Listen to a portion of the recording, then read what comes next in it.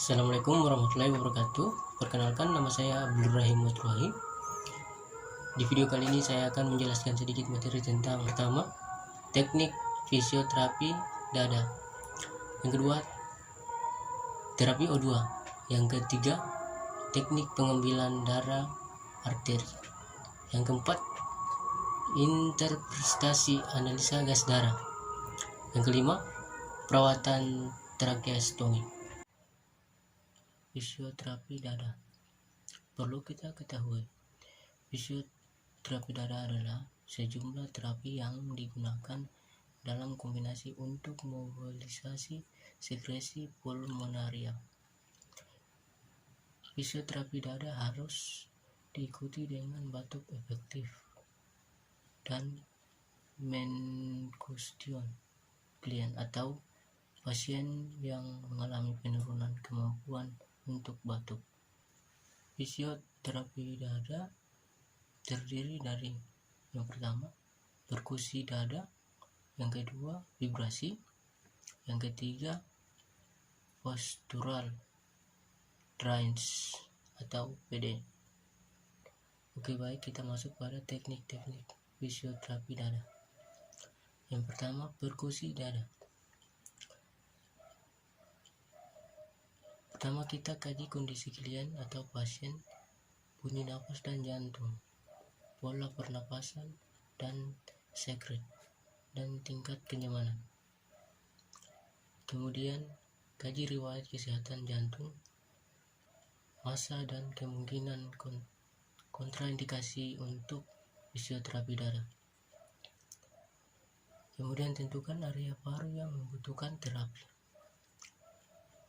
Terus, jelaskan prosedur dan tujuan. Pastikan klien atau pasien telah berkemih. Kemudian, anjurkan klien atau pasien untuk mengemukakan bila terasa ingin muntah. Kemudian, perawat berdiri berseberangan dengan area yang akan diperkusi. Kemudian, tangan dan jari-jari dirapatkan dan membentuk cup, lalu tepuk di area diperlukan selama 3 menit. Kemudian minta klien atau pasien untuk batuk dan mengeluarkan sputum. Oke, kita masuk pada teknik fisioterapi dada yang kedua. Vibra. Instruksikan klien atau pasien untuk menghirup nafas dalam secara lambat melalui hidung dan mengeluarkannya melalui mulut. Kemudian ratakan telapak tangan pada area dada yang mengalami penumpukan sekret. Kemudian dengan hati-hati lakukan vibrasi saat klien atau pasien menghembuskan nafas. Selanjutnya minta klien atau pasien untuk batuk dan mengeluarkan sputum. Setelah semua dilakukan, kaji kembali kondisi klien atau pasien. Kemudian kembalikan ke posisi yang normal dan berikan posisi yang nyaman. Terus berikan perawatan mulut dan cuci tangan klien atau pasien. Kemudian cuci tangan dan dokumentasi hasil pengkajian status respiratori dan respon. Oke, kita masuk di teknik fisioterapi yang ketiga, yaitu postural trance. Pertama, taruh tangan di bagian dada atau punggung klien atau pasien. Minta klien atau pasien menarik nafas dalam-dalam lalu keluar melalui mulut secara perlahan-lahan. Kemudian dekatkan telinga kita ke tubuh klien atau pasien dan dengar asal bunyi lendir. Biasanya lendir yang mengumpul akan menimbulkan aura atau rasakan getarannya. Setelah letak lendir berhasil ditemukan, atur posisi klien atau pasien. Kemudian bila lendir berada di paru-paru bawah, maka letak kepala harus lebih rendah dari dada agar lendir mengalir ke arah bronkus utama. Atur posisi klien atau pasien dalam keadaan tengkurap. Kemudian bila posisi lendir di paru-paru bagian atas, maka kepala harus lebih tinggi agar lendir mengalir ke cabang utama. Atur posisi klien atau pasien dalam keadaan telentang. Kemudian bila lendir di bagian paru-paru samping atau lateral, maka posisikan klien atau pasien dengan miring ke samping, tangan lurus ke atas, kepala dan kaki seperti memekuk gunting. Oke, baik, kita masuk pada terapi O2. Perlu kita ketahui, terapi oksigen atau O2 merupakan suatu intervensi medis berupa upaya pengobatan dengan pemberian oksigen atau O2 untuk mencegah atau memperbaiki hipoksia jaringan dan mempertahankan oksigenasi jaringan agar tetap adekuat dengan cara meningkatkan masukan oksigen atau O2 ke dalam sistem respirasi, meningkatkan daya akut oksigen O2 ke dalam sirkulasi, dan meningkatkan pelepasan atau ekskresi oksigen O2 ke jaringan. Teknik pemberian terapi O2. Sangat banyak teknik dan model alat yang dapat digunakan dalam terapi oksigen atau O2, yang masing-masing mempunyai kelebihan dan kekurangan. Pemilihan teknik alat yang akan digunakan sangat ditentukan oleh kondisi pasien yang akan diberikan terapi O2 atau oksigen. Teknik dan alat yang akan digunakan dalam pemberian terapi oksigen atau O2 hendaknya memilih kriteria sebagai berikut. Yang pertama, mampu mengatur konsentrasi atau faksi oksigen atau O2 PCO2 udara inspirasi. Yang kedua, tidak menyebabkan akumulasi karbon dioksida atau CO2. Yang ketiga, tekanan terhadap pernapasan minimal. Yang keempat, irit dan efisien dalam penggunaan oksigen atau O2. Yang kelima, diterima dan nyaman digunakan oleh pasien. Oke, baik, kita masuk pada teknik pemasangan nasal kanul, mulai dari persiapan pasien, peralatan, dan prosedur pemasangannya. Hal yang penting terkait teknik pemasangan nasal kanul adalah memastikan pasien sesuai indikasi, ukuran nasal kanul sesuai pasien, dan laju oksigen sesuai kebutuhan pasien. Yang berikutnya, persiapan pasien. Persiapan pasien yang dilakukan untuk pemasangan kanula hidung oksigen antara lain. Yang pertama, lakukan penilaian klinis pada pasien untuk memastikan indikasi tindakan terpenuhi. Pastikan pasien mengalami hipoksia melalui pemeriksaan saturasi oksigen menggunakan oximeter. Yang kedua, pastikan tidak ada obstruksi jalan napas pada hidung. Jika terdapat produksi mukus berlebih, sedot menggunakan suction. Yang ketiga, edukasi pasien mengenai tujuan tindakan.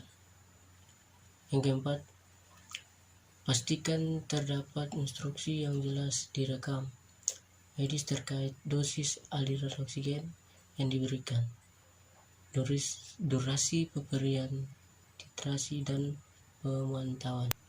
Peralatan, pastikan semua peralatan tersedia dan dapat berfungsi. Peralatan yang digunakan dalam pemasangan kanula hidung adalah: yang pertama, kanula hidung dengan ukuran yang sesuai. Yang kedua, tabung oksigen atau sumber oksigen lainnya. Yang ketiga, regulator oksigen yang terpasang ke sumber oksigen. Yang keempat, flow meter untuk mengatur kecepatan aliran oksigen. Yang kelima, humidifier. Prosedur insersi kanula hidung untuk terapi oksigen antara lain.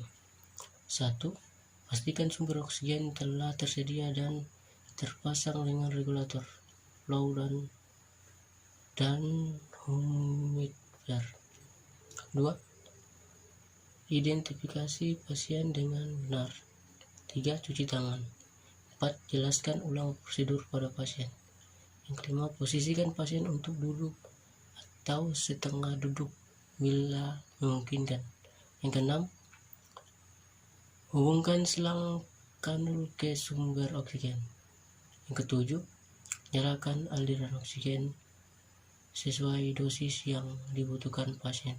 Pastikan dan aliran oksigen yang keluar melalui kanul. Yang kedelapan, posisikan prong dan kanul hidung agar melengkung ke bawah. Kemudian insersi prong ke dalam rongga hidung. 9. Posisikan kedua sisi selang di atas dan belakang telinga. 10.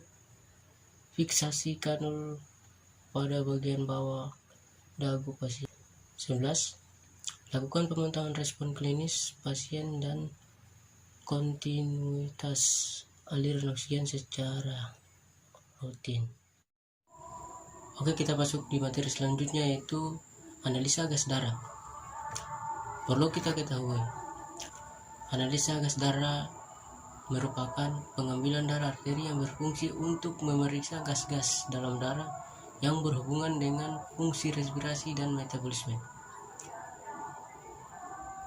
Berikutnya, untuk mengetahui keadekuatan dari proses ventilasi dan difusi diperlukan analisa dari gas darah dalam arteri.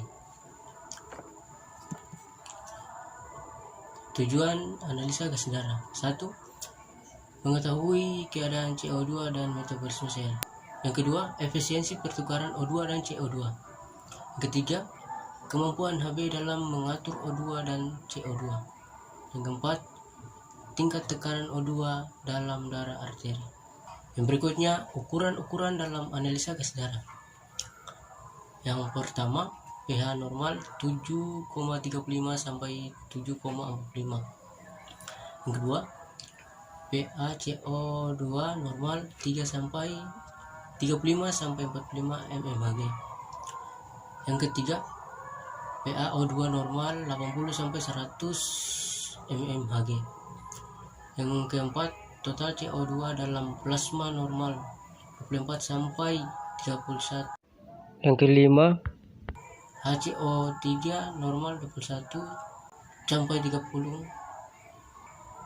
Yang keenam, fase eksis normal kurang dari 2,4 sampai dengan kira-kira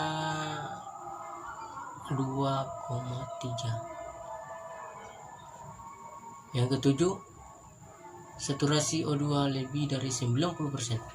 Yang berikutnya, prosedur pengambilan gas darah arteri. Yang pertama, persiapan alat. 1.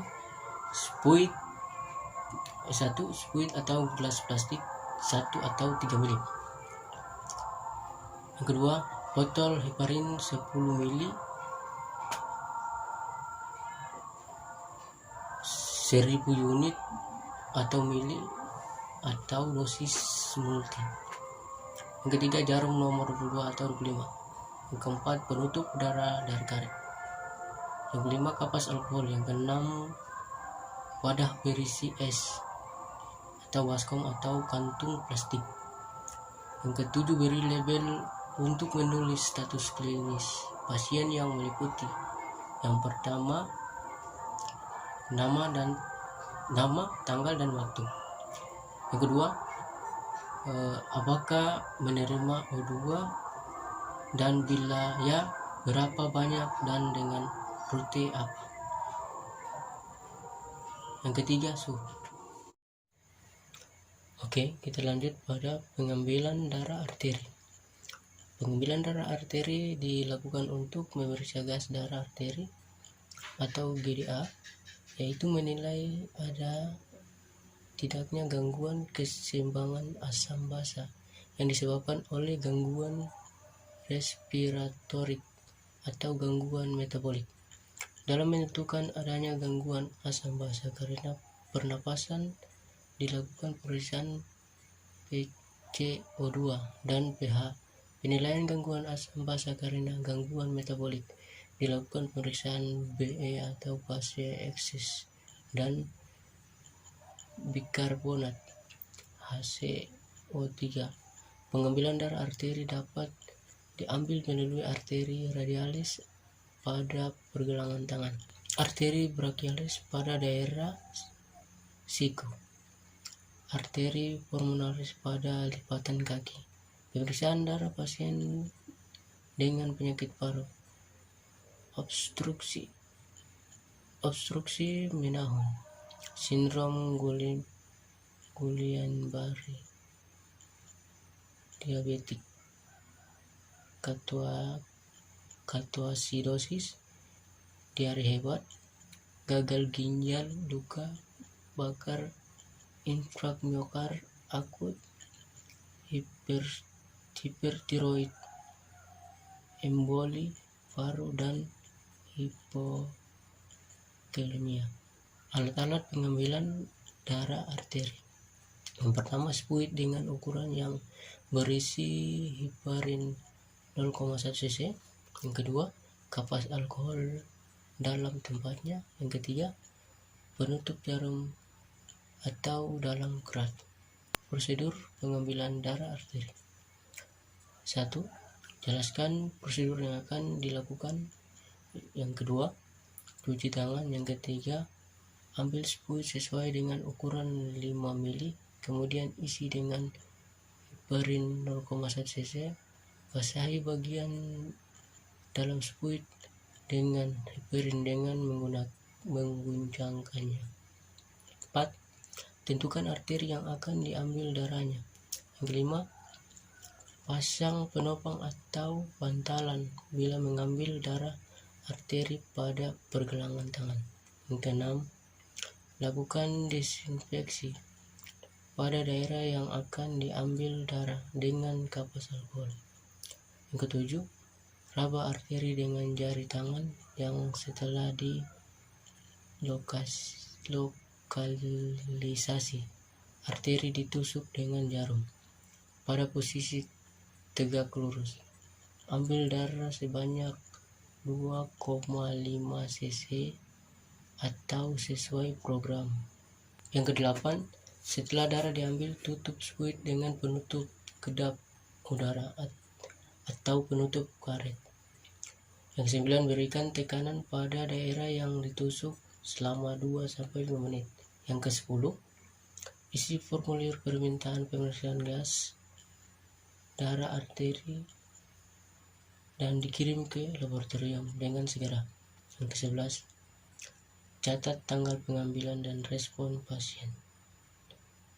Yang ke-12, cuci tangan. Oke, baik, kita masuk pada cara melakukan perawatan tracheostomi. Perlu kita ketahui, tracheostomi adalah bukaan atau lubang yang dibuat dengan insisi beda atau dengan membuat sayatan pada kulit pada bagian depan leher dan menembus ke dalam trakea atau batang tenggorokan. Sebuah selang plastik dimasukkan melalui sayatan tersebut untuk menjaga agar jalan udara tetap terbuka dan memungkinkan pasien dapat bernapas. Perawatan tracheostomi. Yang pertama, 1. Siapkan peralatan yang diperlukan. Penghisapan selang tracheostomi penting karena akan membantu membebaskan saluran udara dari produksi sekret atau lendir atau mukus, sehingga memungkinkan pasien untuk bernapas lebih baik dan mengurangi risiko infeksi paru-paru. Perlengkapan Perawatan tracheostomi yang harus diperlukan yaitu yang pertama, mesin penghisap atau penyedot. Yang kedua, selang kateter untuk melakukan penghisapan, atau untuk orang dewasa digunakan ukuran 14 dan 16. Yang keempat, sarung tangan steril berbahan plastik. Yang kelima, larutan garam fisiologik atau natrium klorida atau NaCl 0,9%. Yang kelima, larutan garam fisiologik siap pakai atau dalam bentuk semprot atau suntik berukuran 5 mili. Yang keenam, mangkuk berisi air ledeng. Dan perawatan tracheostomi yang kedua, cuci tangan Anda secara menyeluruh.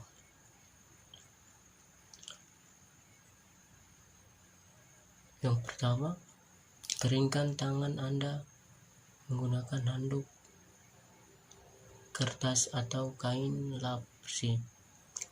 Yang kedua, matikan keran menggunakan handuk, kertas atau kain lap untuk menghindari tangan Anda kembali terkontaminasi. Yang ketiga, sebagai alternatif, sabun tangan Anda dengan gel atau cairan pembersih berbasis alkohol, lalu keringkan dengan cara diangin-anginkan.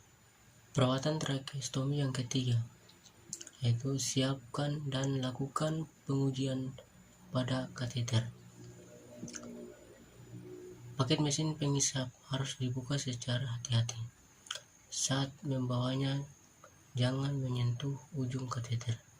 Namun demikian, pengatur lubang angin yang terdapat lubang ujung kateter dapat disentuh, jadi jangan khawatir mengenai hal tersebut. Kateter biasanya direkatkan pada selang trakea yang dihubungkan ke mesin penghisap. Yang pertama, nyalakan mesin penghisap dan lakukan pengujian melalui ujung kateter untuk mengetahui berfungsi atau tidaknya mesin tersebut.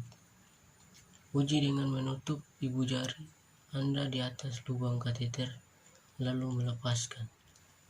Yang kedua, boleh jadi selang trakea tersebut memiliki satu atau dua bukaan atau lubang dan mungkin juga dilengkapi balon yang dapat diatur untuk mengurangi risiko aspirasi, atau tanpa dilengkapi balon berlubang atau memungkinkan untuk berbicara atau tidak berlubang.